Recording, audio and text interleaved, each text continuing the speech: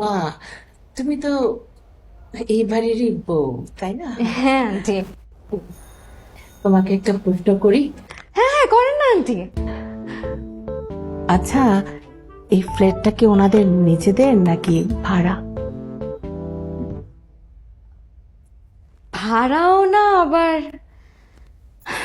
নিজেদেরও না। মানে? আসলে আন্টি, আমাদেরকে একজন দয়া করে এই ফ্ল্যাটটা দিয়ে গেছে। হ্যাঁ, কি আর বলবো, আপনাকে তো বলাই যায়। এমনিতেও আপনি 2 দিন পর আমাদের আত্মীয়ই হবেন। বলি, হ্যাঁ মা, বলো বলো। আসলে আন্টি, আমাদের অবস্থা না খুব খারাপ। এতটাই খারাপ যে একবেলা কোনো মতে ভাত খেলে আরেক বেলা কি খাবো এই চিন্তা করতে করতে না খেয়ে থাকতে হয়। কি বলো? হ্যাঁ, মাঝে মাঝে তো পচা ডাল দিয়ে আমরা কোনো মতে ভাত খাই।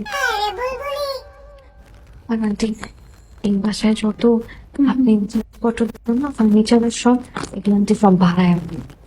এমনকি আপনাকে যে খাবার খেতে দিলাম ওই ডিনার সেটটা পর্যন্ত আন্টি আমি আমার বাপের বাড়ি থেকে নিয়ে আসছি। ছি, ছি, ছি, ছি। এত খারাপ কপাল আমার, আহারে। আর আন্টি জানেন, আমার হাজবেন্ডের তো গত 1 মাস ধরে চাকরি নাই। এতই খারাপ অবস্থা, আমার জামাই দিন রাত 24 ঘন্টা খালি টেনশনের উপর টেনশন করে। কিভাবে আমার একটা মাত্র ননদ, একটা মাত্র বোন, ও কিভাবে বিয়ে দিবে।